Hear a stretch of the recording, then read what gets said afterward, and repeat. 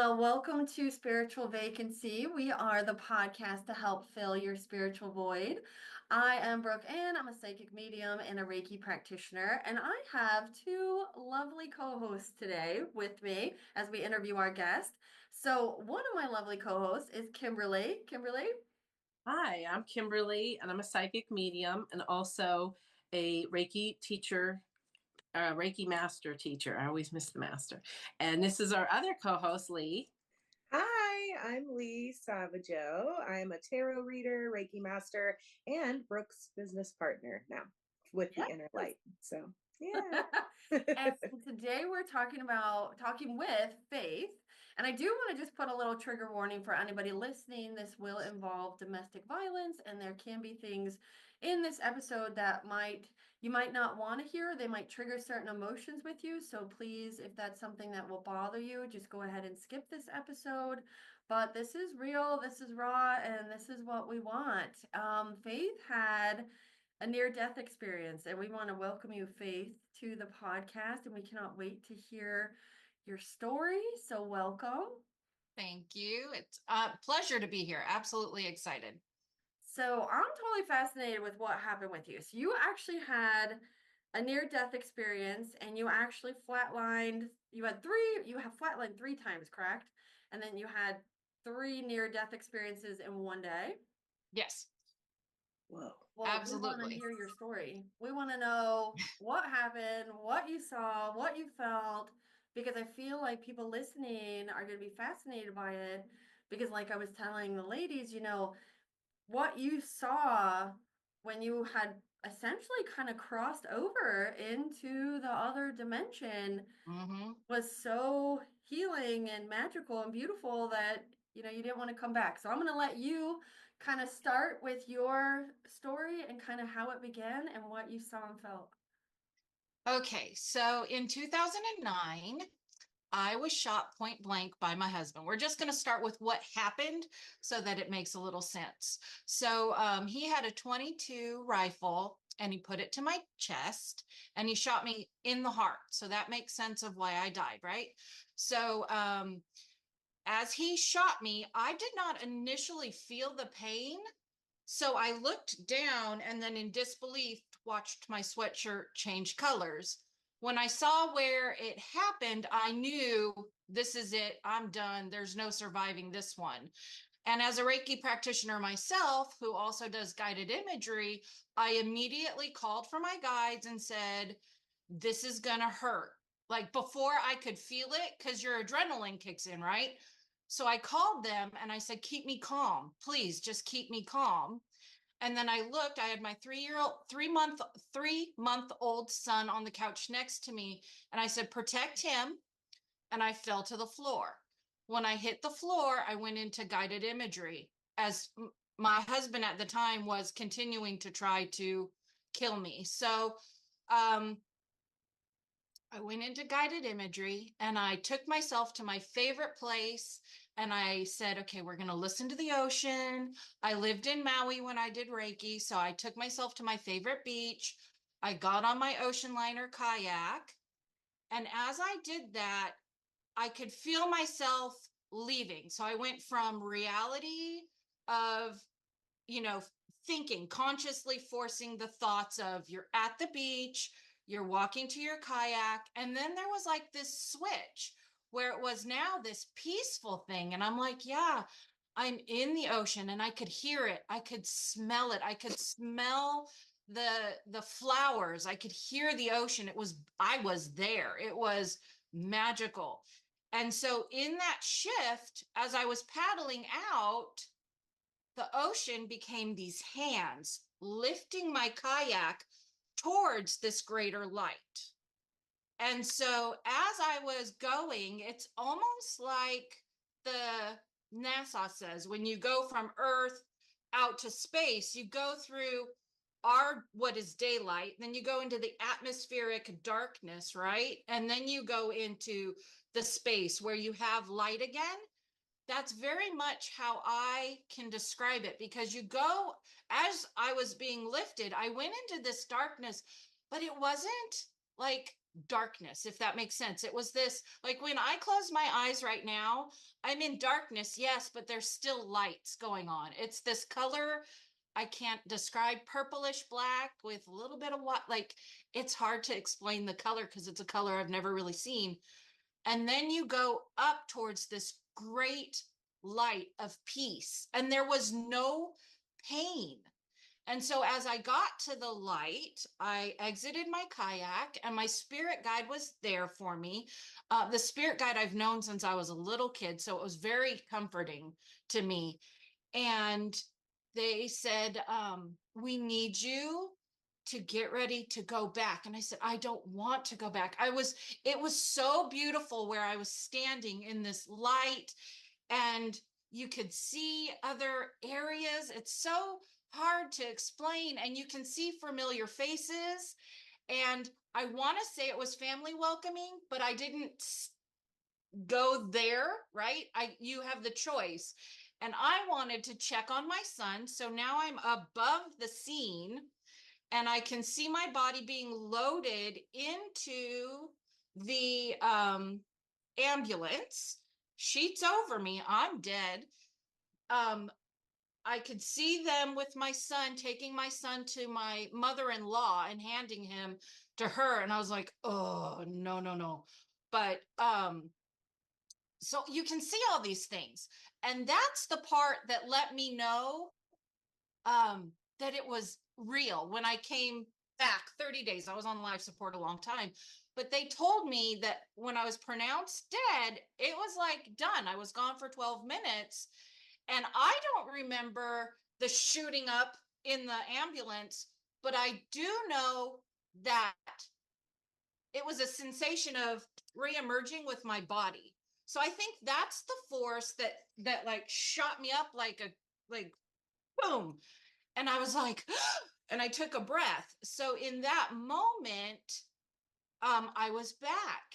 And the EMS said, are you like, it shocked them. Are you okay? And I said, yes, you need to call my mother. Now here's the kicker, which is so awesome about our spirit guides, because they had given me a phone number while I was in the other side. And so sorry. So they had given me a phone number to my mother that I was estranged from for 5 years. And there was no way for me to know this phone number. So I told the EMS, call my mom. I rattled off some phone number. And then I like passed out again and they put me down because they needed to work on me now. I'm alive. So as they're working on me, I flatline again because the bullet had gone through my heart, my lung, my liver, my kidney, bounced around. It was a 22, so it bounced around. It hit all the internal organs and then landed in my spine where it still to this day lives. So, gosh, do you want me to keep going? Do you have any questions? Well, Okay. like it's a miracle you are here because Oh my Yes, ma'am. God. crazy. Yes. Like, the story is just insane. But I did want to know, did you feel that jolt when you went back into your body? Like, could you feel the jolt back in? I feel like I could tell it felt like a rubber band, if that makes sense, like that snap of a rubber band where you're like coming back together, but none of it, which is so awesome that our universal life force protects us in such a way. There was no pain. So the jolt, even though it felt like a rubber band, I think that was just spirit and body connecting again, really. Just boom, you're back. Like, and Wow. I didn't want to come back, but my spirit guide was telling me, hey, you are not done yet. I have so much more to do. And I'm like, I don't care. This is awesome up here. Like, I knew if I went back, it was going to be a long road, and that's where the pain was going to come. So why leave peace and beauty? It is so abundantly beautiful, and you're talking telepathically, so there's no like words, but you can hear it and you can feel the love. And I didn't know why come back here. I do have a question about that. When you said you could see faces, do you Yes. saw bodies too? Like were they, or was it more of a like a kind of a see-through feeling? You know, when you see them, Yes, absolutely. oh, So the best way to describe it for our conscious minds is that everything is, when you first get there, I think it is presented to you in what your conscious mind can handle. So I remember seeing my grandfather in the being that I remember and knowing that face over, that was my grandfather. He's the one that gave the phone number to me, to my mother, his daughter.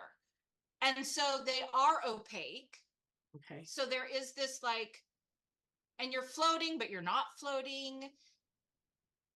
So there's transparency, but it's definitely more of an image that I think that we can adjust to before we get into, actual spirit, because our conscious mind still has to handle all the things, if that makes sense.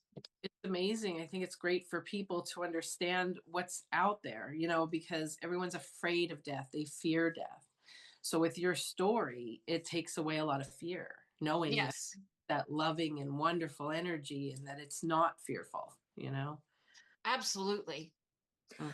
I'm curious how conscious the thought of your son was in those moments. I have a 7-month old, Yes, so I can't imagine, like, right. she's at the forefront of my mind with everything. So I Yes. know you said the first thing you wanted to do was look in on him, but was there a sense of worry about that in that time frame?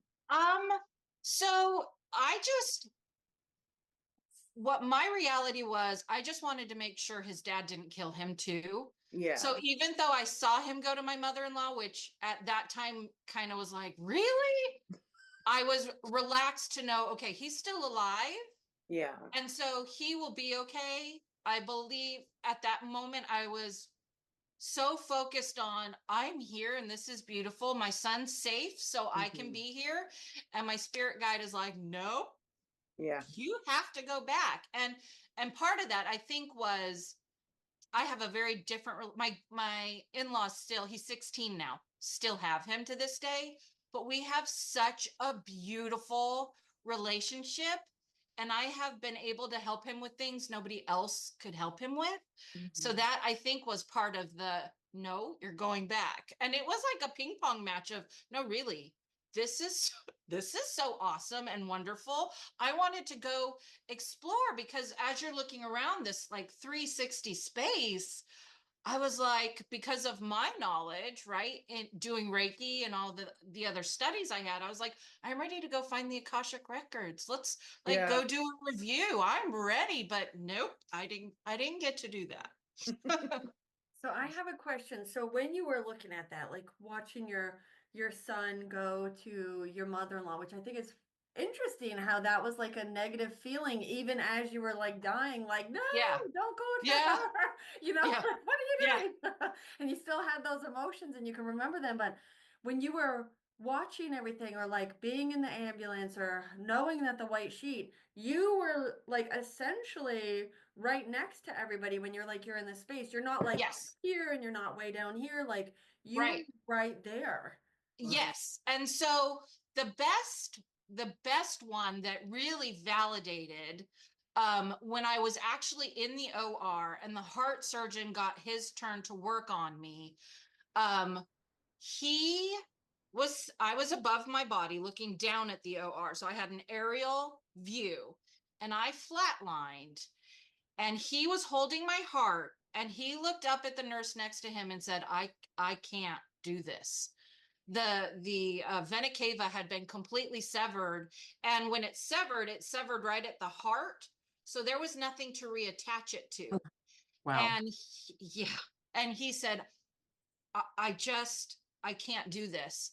And he put the heart down, and he dropped to his knees right then and there next to the hospital bed and went into prayer and started praying over my body.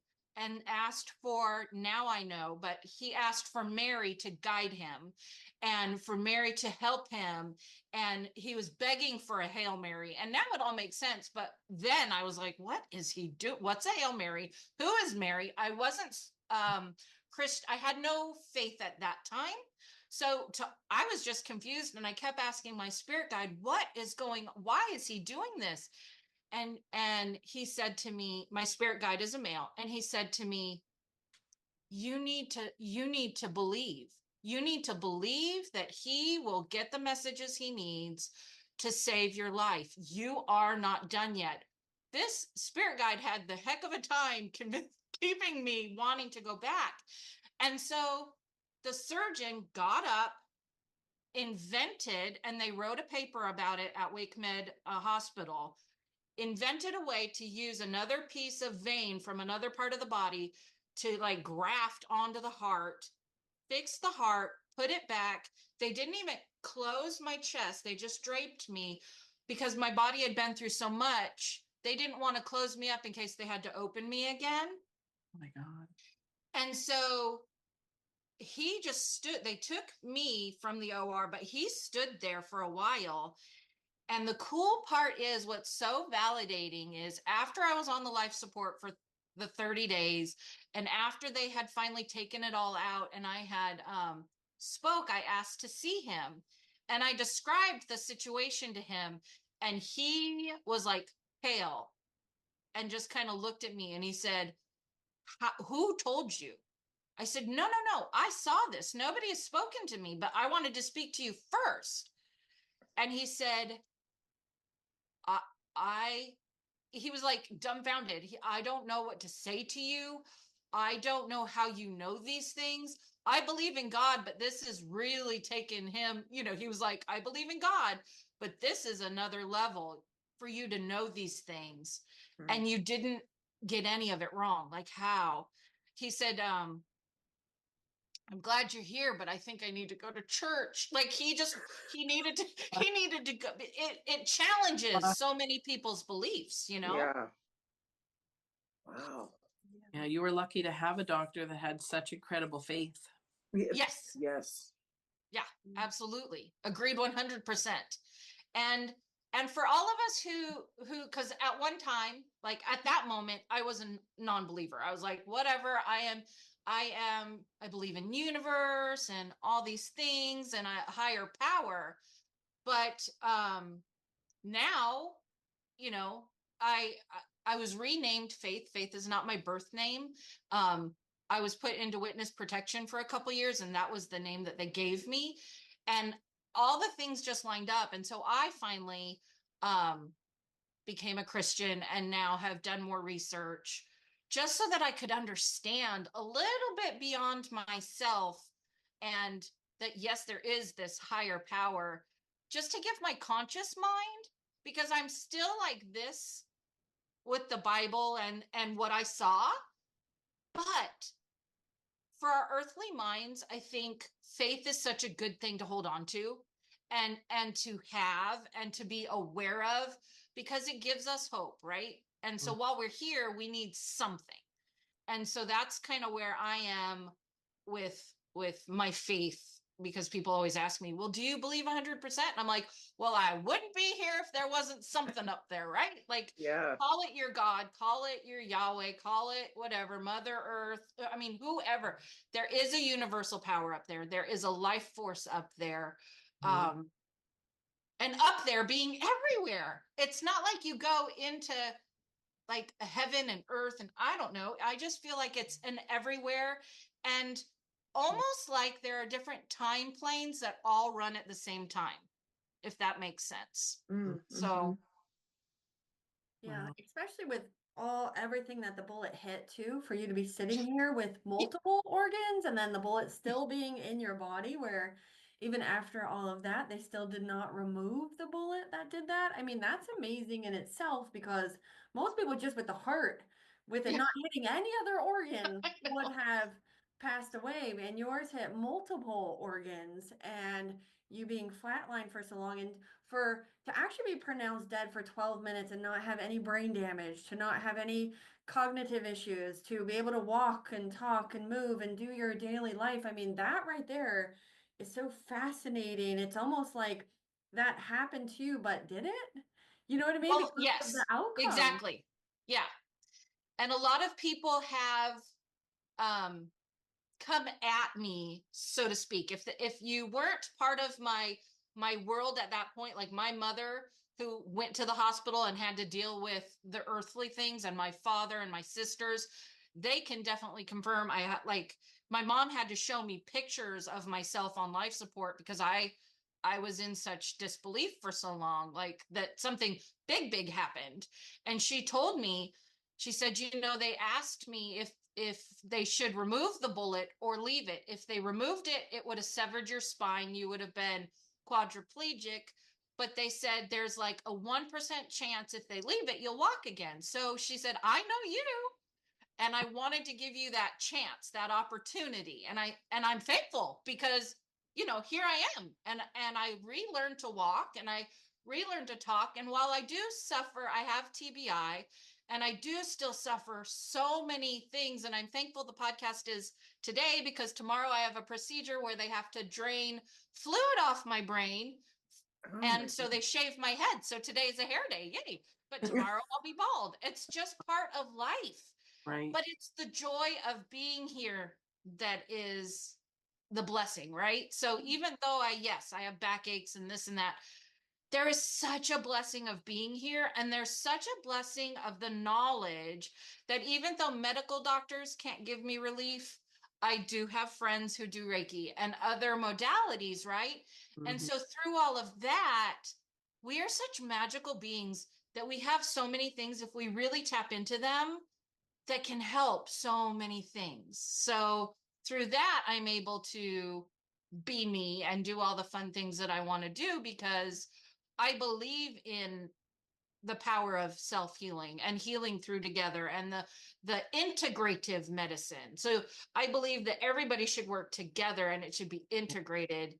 Um, so that's that on the medical end of things. But What is TBI? What is that? traumatic brain injury. Okay. So I do suffer some, I lose words, I stumble a lot. Bad memory. I repeat that. My husband's like, you said that already. I've remarried, found a man who's actually a really good man, supportive man. I never thought I would do that again, but I did. Um, and it's just so amazing when you tap in. And the other part of what is amazing is I met Brooke because I thought I had lost my spirit guides, and I Mm. was so disconnected from them after I had the near death experiences. And when I finally woke up and I healed, I was like, it's so quiet, like where is everybody? And Mhm. I went through a mourning period. Like, why am I being punished? Why did they leave me? What did I do wrong? Are you mad because I came back? And the fact was, I had just had my walls up so high for protection against everything else, because I've got, all the things, the PTSD and all this, that I hadn't really recentered myself. Mhm. And it was like the best party ever, because Brooke talked to me, helped me kind of to get back to where I needed to be. And she talked me off my virtual cliff, because I was like, I missed them.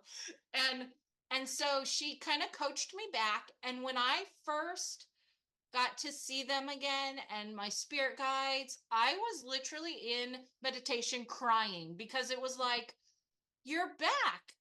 My spirit guide, the first time I saw them was when I was like 4.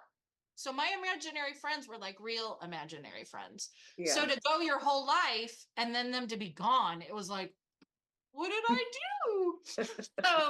So it's this whole life, and this whole process is like full circle. And I believe that the universe sends us what we need when we need it. Mm. So I believe Brooke was sent to me, and y'all were sent to me.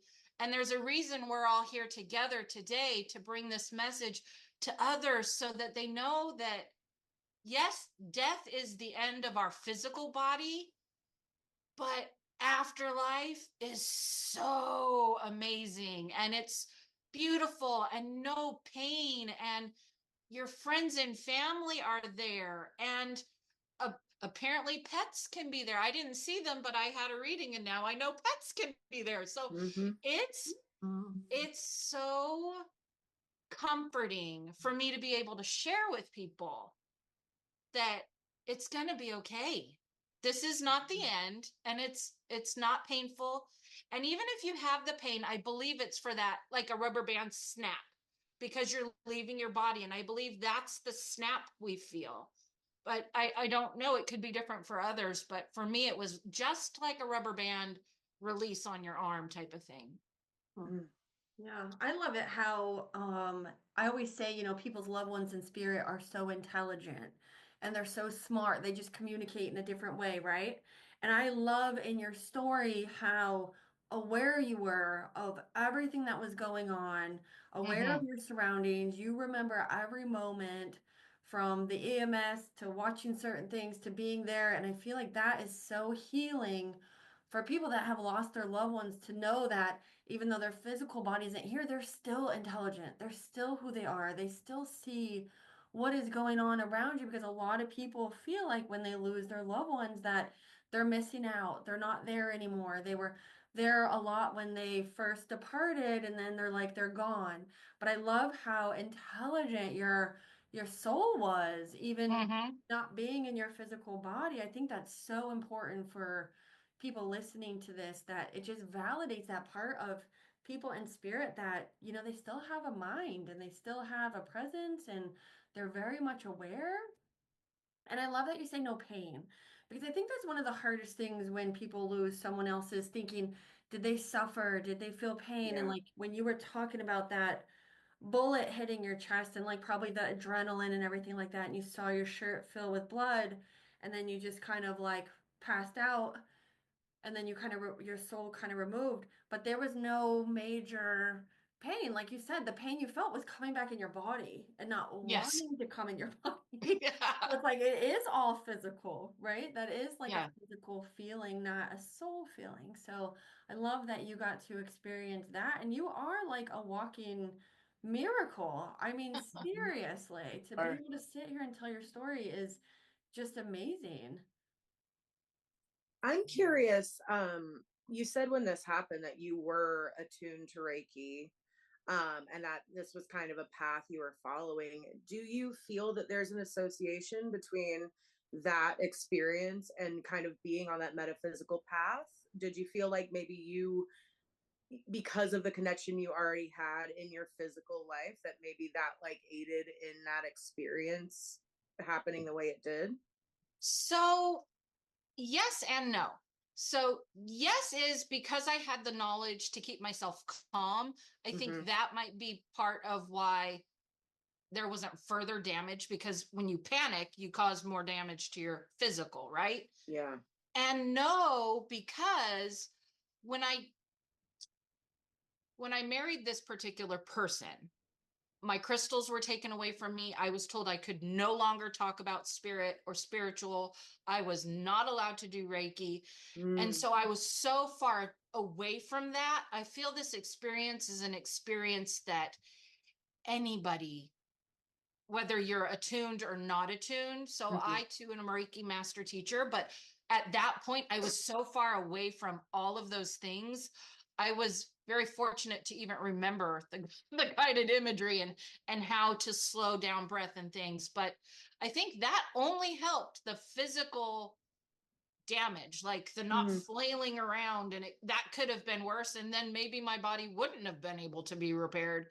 Yeah. But the spiritual side of things, I think that they are there for us no matter who we are, what our path is, what our understanding is, and they are so happy to greet us. It is like the saddest, happiest party, right? So you've died, sad, but yeah, you're here, right? And so all your friends and family, and to me, it was like this huge crowd of people, and the only one I focused in on was my grandfather, only because he had a direct message for me knowing I was coming back, that connection was made.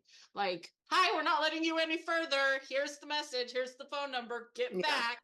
So, but I feel that everybody's gonna meet this just grand in this warm. It's not cold. It's warm. It's the coziest, yummiest sweater feeling you've ever felt, surrounded by all the love that you could not even imagine. It's like not even fathomable how good it is. And when you get there, you're like, wow, why would I want to go to Earth where there's pain and suffering and, and you're weightless? There's not this body thing. Like, ugh, I'm ready. Like, I know I have kids and I have to raise them. I have a 13-year-old now. Okay. But when it's time, this time, I hope they let me come to the party. You got kicked out, girl. I know. No invite here. You gotta Yeah, go. exactly. You were not on the list, honey. I They did not said know she the got to secret go. password to get to the party. It wasn't your mom's phone number. It was No. Oh my goodness. Does So anybody do you- have any other Oh, questions? yeah, I have a million. Oh, but good. Okay. so Keep going. do you find that since this experience, you have like a very definitive sense of purpose? No. No. Okay. So I feel like I'm constantly, why am I here? Why did you send me Yeah. back? And I think it happened in 2009. So I'm just about, 16, 17 years through it. And last year was my year to channel writing. So I wrote like 50 books. That did not feel fulfilling to me. I said all I've had to say, but still, I'm like, no. I got back into painting this year, so I'm doing my watercolors, but is that why I'm here? I don't feel that that's why I'm here. I have an autistic son I'm raising. I'm blessed with the fact I can't work a real job because I have so many problems. I can't sit too long, stand too long, blah blah blah blah blah. So I am able to homeschool my autistic son who can't do means. So that's a blessing. Is that why I'm here? I don't know, but I don't feel like I'm here for him necessarily. Maybe it is to get the message out about not being scared about, I don't know. Maybe it is to share this one podcast. This could be This is could it. be it. Yeah. But I you love never it. know. So I don't know, do we Yeah. ever get the fulfillment like, oh, this is that aha moment? I don't know. I'm still searching. I go back to school all the time to take new things because I'm like, well, maybe I need to be this. Well, maybe my kids are like, Mom, are you ever gonna stop? Like your resume stack of certificates. No, because I feel like there's so much more to learn. Yeah. You're like, if I'm here, I might as well be learning. Yeah, they won't let me over there. I say do it all. Do whatever. Do anything. You know? So It'll come. what happened to your husband? What happened to him? Is he in jail? Oh no. So I live in North Carolina, folks. Don't ever have a problem in the town of Sanford. He got a misdemeanor assault. We were going for intent to kill, life in prison. He got time served. So the sad news is, Wow. the sad news is that the day of the trial, they said, all rise. They let the jury go. Then the judge called close quarters. They came out. They had already decided what they were going to do. I almost got contempt because I started screaming, no, this can't be happening. Whoa. You're wrong. No. And so they removed me so I wouldn't get contempt. And the DA was talking to me. And by the time I got to my car, he sat on my car and said, give me your keys. Now, my whole family had already moved back to California, scared because they were getting death threats from other people who knew him. And I had 2 young children at that time that were from another person. And those children were getting threatened. So they all moved from North Carolina to California for safety. So I was here by myself. And he said, give me your keys. And I just felt so defeated, right? You just got away with murder. And here you are. So I handed my keys to him, and I was actually I was taken by him and then held until 2012. I was chained to a piano. That's another story for another day, but yeah. So Wow. yeah, that's a story for a whole nother day, but domestic violence is real. People get away with the most unimaginable things. And so, yeah. So So how there's, did you finally get away? how did I finally get away? Well, through marital rape. I had my son, who I have now, who's 13. I feel like he is my saving grace because on September 24th, 2000 and no, yes, 2012. It was that baby that was at the shooting. It was his 5th birthday. And he let me off the chain to get ready. And he's like, I'm going outside to the truck. I'll be right back. I grabbed my son at that time, the baby, and ran out the back door. And we lived in the sticks. So I hid in the woods. He didn't find me. I had saved a little bit of receipts of cash, like, oh, here's this when we would go places, and I would just hide it. So I had minimal stash. I convinced somebody to get me to the airport where I then, from I called my parents. They bought me a plane ticket that day, and we were able to get from North Carolina to California, where I was put into a protective custody, which that didn't work out really good either because they put that protective name on the damn divorce papers, so he knows who I am anyway. Wow. Oh, this is like a Lifetime movie. That's what I you know. do. Like, So- shit, this is like, I didn't even know it went into that. She's Faith. talking.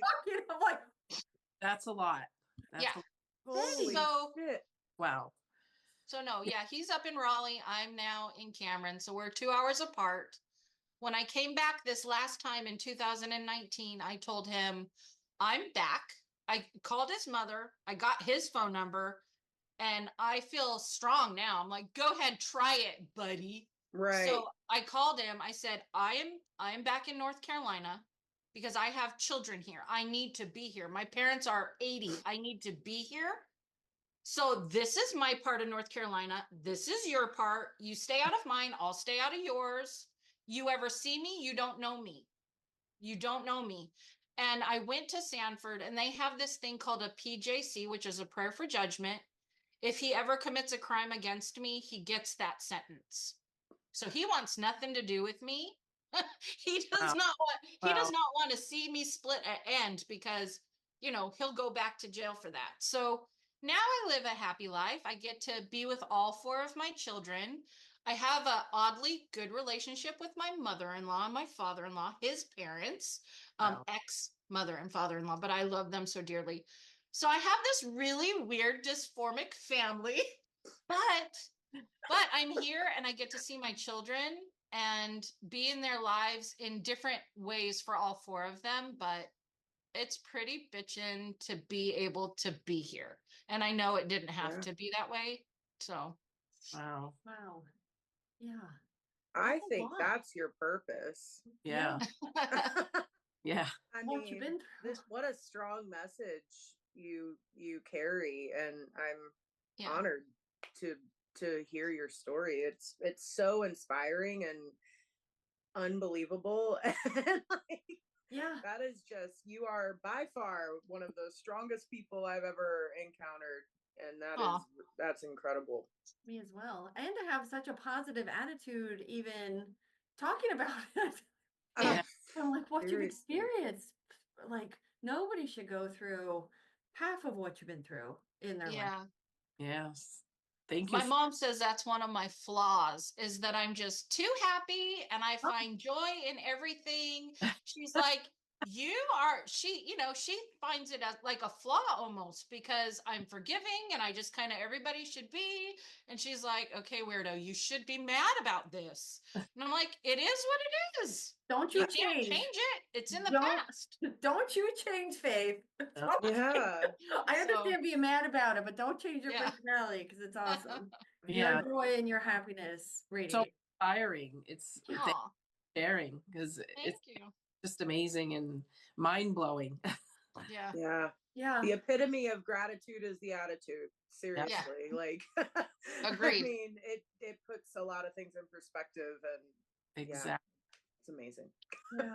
Yeah, thank you for sharing all that with us. And I can't wait to really get more onto your journey of finding out what it is, because it is going to start to bloom. It is blossoming. You are coming back into it. And sometimes I always say, us healing our body and our mind, our guides, our spirit team, and all that will step back to let us heal, where they don't have to be so present. They never leave, but they knew that your body needed that, your mind needed it. So it wasn't something that had to be present, but as soon as you called on them, they showed up, just Yes. like that, just like it was yesterday. But they know you got to heal. And it's like when we're sick, they know they got to leave us alone. We can't work. We don't have the energy. We don't want to. And once you're ready, they come right back in. So even when, we'll have to get you back on the podcast, like chaining to the piano. I'm like, what? That Yeah. could be a whole nother episode, girl. But then we can also Golly. see where you're at in your spiritual Wow. journey and what else has opened up, because you are an artist and you have written several books. Can I ask you this? Do you paint what you actually saw on the other side? And if you would, do you sell those? I have not painted, but I did do a graphic the best I could of the beach scene, like a photoshopping, like clipping all these things together to show my mom, because she's like, I don't know what the hell you're talking about. And then to give her an idea of the OR, kind of like the floating above, because she was like, I can't picture that. So I've created those kind of graphics. And then for like the third experience, I actually felt like I was being punished. I'll just do it real quick. I felt like I was being punished because I felt like I was on fire. Like, okay, we've told you you can't come back. Why are you here? And so in that one, it was the heat and it wasn't painful, but instead of that warm and cozy feeling, it was heat. Like, no, you aren't supposed to be here. You need to go back. So they didn't let me have that warm and fuzzy feeling. It was more of the like, Make it hey, uncomfortable. girlfriend, Yeah. stay where you need to be staying.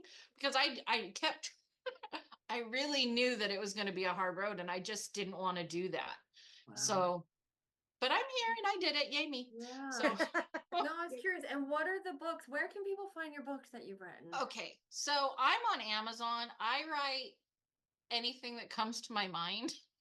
So my newest little book is called Journey Within My Own Rainbow. It's a children's guide to chakras.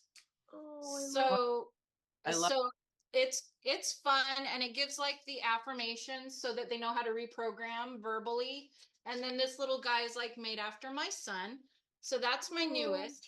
That's fun. And then I tried to write, and I'm going to be my own critic because reading back my description of my near death experiences, I'm like, you can't put it into words, right? So I love the research I did. That's the good part. And I'd say my near death experience is not the good part because I don't feel like I represented it well. But Rising Through the Veil, that's, about it. And I did such clinical research on what near death, because my dad kept telling me that's not possible. It was the drugs. Everybody, the only one that was kind of like, there's no way that was drugs. She knew what happened was the OR surgeon. But I had to do tons of research. So I kind of just go through what near death experiences are, about your sense in time. I did so much research because I tried to tell myself it wasn't real. So if you're questioning about near death experiences, this is a really good book. Yeah, they're gonna check it out for sure. And it's under Faith I just wrote Center. because I want to check it out. I want to get. Aw. I actually want to get one as a gift for someone who's very fearful of death. So. Oh, okay. Yeah. Yeah. I think And this will help like them. I am so open that if anybody ever like has questions and they really have a person that needs to talk it through, I got my license in pastoral care because I felt like maybe that's the purpose is to talk with people, right? So I do have my pastoral care license and I don't do anything for financial gain. I want to talk to people to give them comfort. So I will give y'all my email. And then anybody who's fearing, has fear, wants to talk it out, that would be my joy. To bring comfort, that Yeah. would be my joy. I actually have one in my life, someone that, I was close to for a long time, and they were told they have cancer, but she's very, very fearful. So Okay. I think having that hope and understanding that there's so much more than just Yes. fear, Right. it gives hope. Yeah. Yeah, it does. Yeah, that would be my absolute pleasure, is Can to talk people- with people. Can people follow you on social media anywhere that are listening? Yeah. So I have an Instagram page, but it's kind of like an eclectic roller coaster of whatever I'm into that day. I do social media marketing for people, so I do swear I know how to do Instagram, but then people follow me and they're like, really, Faith? Because this week it's You about could teach Brooke. watercolors. Yeah, I need help. I need help. Okay, but so like my day job is, I have my PhD in marketing, so I've got that, whatever, fine. But my Instagram is Colors of Faith. If you want to go on a really wild ride, that's where you go. All right. You I gotta do. start I do want to marketing go your- on the ride. Right. You gotta start marketing yourself and your story because it's I amazing. don't, and that's the thing. I don't believe in marketing myself. If people Well- are meant to find me, they will. Well, we are gonna do that for you. Thank you for being here. Thank you for being Thank on. you. It is an honor. It's an honor for you sharing your story. It's an honor talking with us today, and we are happy that you're here. We're happy you came back. Yes. Is anything anybody else? It was great to meet you, and thank you so much. Yeah. Oh, Thank my you. pleasure. It's an honor. Thank you. My so much. pleasure. Well, thank y'all for listening in to this week's episode. It is so fascinating. And we hope everybody has a beautiful day. We will see y'all next week. And namaste. Bye.